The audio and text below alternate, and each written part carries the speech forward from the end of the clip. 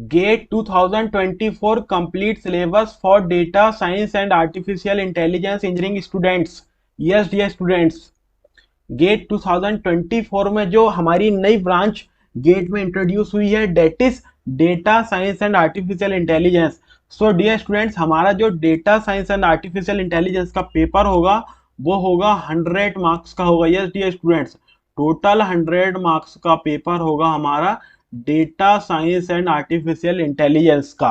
और हमारा time duration रहेगा 3 hours. Yes dear students, 3 hours रहेगा हमारा टाइम ड्यूरेशन। और क्या होगा इसमें, क्वेश्चंस पूछे जाएंगे 65 क्वेश्चंस इसमें पूछे जाएंगे हमारे, है ना। 65 क्वेश्चंस हमारे पूछे जाएंगे इसमें, जिसमें से क्या होगा, जिसमें से क्वेश्चंस रहेंगे हमारे 35 क्वेश्चंस रहेंगे हमारे 2 मार्क्स के। ये जो 35 क्वेश्चंस रहेंगे वो रहेंगे हमारे 2 मार्क्स के। डियर स्टूडेंट्स, 2 मार्क्स के रहेंगे हमारे 35 क्वेश्चंस, है ना। सब कुछ बताऊंगा डियर स्टूडेंट्स, थोड़ा सा पेशेंस रखो, सब कुछ पता चल जाएगा data science and artificial intelligence के बारे में। और हमारे 30 क्वेश्चंस रहेंगे हमारे 1 मार्क्स के। डियर स्टूडेंट्स, 30 क्वेश्चंस रहेंगे हमारे 1 मार्क्स के, है ना। तो इस तरीके से हमारे मार्क्स का डिस्ट्रीब्यूशन होगा, है ना। आई होप कि इतना सिंपल सा आपको पता भी होगा, इतना छोटी सी चीज है ना। और अब देखो इसमें और बताता हूं अभी, जो हमारा जनरल एप्टीट्यूड फर्स्ट सेक्शन रहेगा, जनरल एप्टीट्यूड, तो जनरल एप्टीट्यूड में का जो वेटेज है फिक्स है। वो कितना है, 15 मार्क्स के क्वेश्चंस पूछे जाएंगे जनरल एप्टीट्यूड में, है ना। 15 मार्क्स के क्वेश्चंस पूछे जाएंगे और सारे के सारे क्वेश्चंस रहेंगे मल्टीपल चॉइस क्वेश्चंस रहेंगे, एमसीक्यू, है ना। और हमारे ये जो क्या बोलते हैं, maths plus technical, maths plus technical जो रहेंगे हमारे सब्जेक्ट, उसमें से पूछे जाएंगे हमारे कितने, 85 मार्क्स के क्वेश्चंस पूछे जाएंगे, है ना। 85 मार्क्स के क्वेश्चंस पूछे जाएंगे।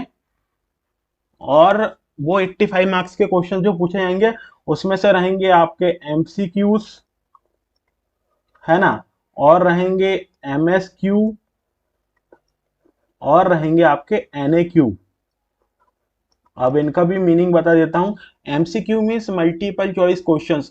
आपको क्या होगा, एक क्वेश्चन गिवन रहेगा, 4 ऑप्शंस रहेंगे, उसमें से एक ऑप्शन सही रहेगा, उसको बोलते हैं हम मल्टीपल चॉइस क्वेश्चन। उसके बाद फिर हमको एक क्वेश्चन गिवन रहेगा, 4 ऑप्शंस गिवन रहेंगे, लेकिन मोर देन 1 ऑप्शंस हमारे सही रहेंगे, उसको बोलते हैं मल्टीपल सिलेक्ट क्वेश्चन। उसके बाद numerical answer type questions means आपने स्कूल में देखा होगा, कोई अपना क्वेश्चन गिवन रहता था fill in the blanks type में, है ना, कोई ऑप्शन गिवन नहीं रहेंगे, उसको बोलते हैं हम न्यूमेरिकल आंसर टाइप क्वेश्चन, है ना। आई होप कि इतना आपको समझ में आया होगा। एक्चुअल में क्या है, हमारे जो data science and artificial intelligence में मैथ्स मतलब मेंशन नहीं है मैथ्स कहीं पर भी, लेकिन क्या बोलते हैं, चाहे प्रोबेबिलिटी की बात करूं चाहे लीनियर अलजेब्रा की बात करूं, ये सब मैथ्स मैथ्स ही तो है ना। तो इस तरीके से मतलब इस तरीके से कुछ होने वाला है। इतनी इन्फॉर्मेशन मैंने दे दी हूँ। यदि मैं कुछ इन्फॉर्मेशन और आपको देना चाहता हूँ, जैसे कि मैं आपको सिलेबस बताता हूँ, है ना, कि मतलब किस तरीके से सिलेबस को डिस्कस करते हैं ना। तो सबसे पहले तो क्या होगा, जनरल एप्टीट्यूड रहेगा ना। जनरल एप्टीट्यूड मैंने आपको पहले ही बता दिया कि जनरल एप्टीट्यूड में जो रहेगा, और थोड़ा सा और बताता हूँ आपको, माइनस मार्किंग के बारे में बताता हूँ, है ना। जो हमारे मल्टीपल चॉइस क्वेश्चंस रहेंगे, यदि कोई 1 मार्क्स का क्वेश्चन है, आपने 1 मार्क्स का क्वेश्चन यदि गलत किया तो 1/3 मार्क्स की रहेगी आपकी माइनस मार्किंग, 1/3 मार्क्स की। और यदि कोई 2 मार्क्स का यदि आपने गलत किया है क्वेश्चन, तो 2/3 मार्क्स, है ना, आपसे काट लिए जाएंगे सही मार्क्स में से, है ना। तो ये जो है माइनस मार्किंग के बारे में, ये सिर्फ और सिर्फ मल्टीपल चॉइस क्वेश्चंस में ही माइनस मार्किंग रहेगी, है ना। देखो यदि 1 मार्क्स का क्वेश्चन यदि आपने कोई रॉन्ग किए, तो 1/3 मार्क्स आपका डिडक्ट कर लिया जाएगा, और उस मार्क्स से डिडक्ट कर लिया जाएगा जो आपने सही क्वेश्चन किए। यदि कोई आपने 2 मार्क्स का गलत किए क्वेश्चन, तो 2/3 मार्क आपका उस मार्क्स से डिडक्ट कर लिया जाएगा जो आपने सही किए हो, है ना, उससे, है ना, जो आपके और देखो मल्टीपल चॉइस क्वेश्चंस में है ये ओनली वैलिड है ना, only minus marking multiple choice questions में ही होती है। एक बार और बोल दूं, minus marking only multiple choice questions में ही रहेगी।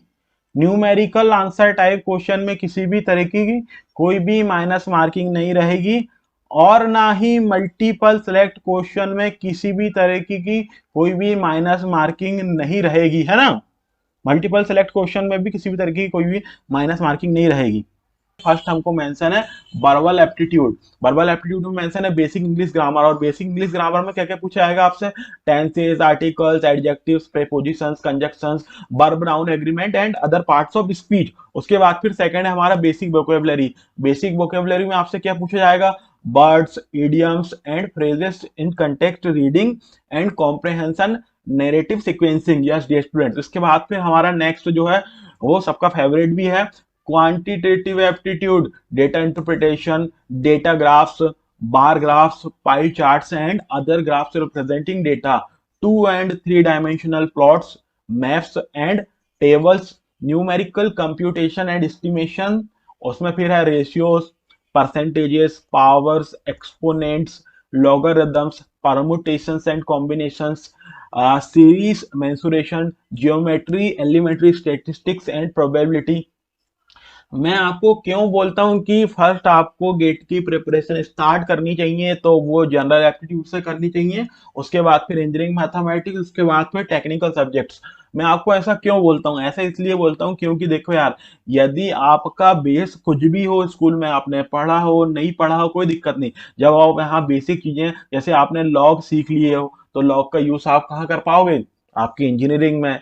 आपने exponents, power, percentage, mensuration, geometry, ये एलिमेंट्री स्टेटिस्टिक्स एंड प्रोबेबिलिटी, ये तो इंजीनियरिंग मैथमेटिक्स में होता ही है। तो आपने यहाँ पढ़ लिया, मतलब इंजीनियरिंग मैथमेटिक्स में मत पढ़ना, कोई भी एक जगह पढ़ लो, या तो इंजीनियरिंग मैथमेटिक्स में पढ़ लो या जनरल एप्टीट्यूड में।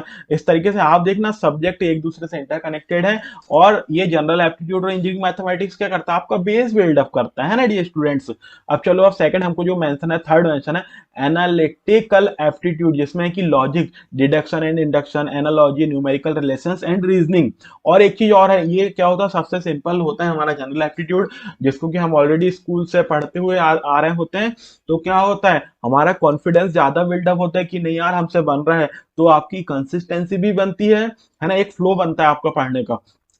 उसके बाद फिर स्पेशल एप्टीट्यूड। स्पेशल एप्टीट्यूड क्या है, जो हम स्कूल में पढ़ रहे थे पहले, फिफ्थ क्लास में, सिक्स क्लास में क्या पढ़ रहे थे, हमको टीचर क्या करता था, एक पेपर लेता था, उसको फोल्ड करता था, कट करता था, है ना। अब वो वही वाली चीज है, transformation of shapes, translation, rotation, scaling, mirroring, assembling and grouping, paper folding, cutting and patterns and 2 and 3 dimensions। Yes, कुछ न्यू तो है नहीं। उसके बाद फिर क्या है, हमको गिवन है सैंपल क्वेश्चंस, है ना। सैंपल क्वेश्चंस गिवन है, जैसे कि मैंने आपको बताया बार-बार एप्टीट्यूड में इस तरीके के क्वेश्चंस आएंगे।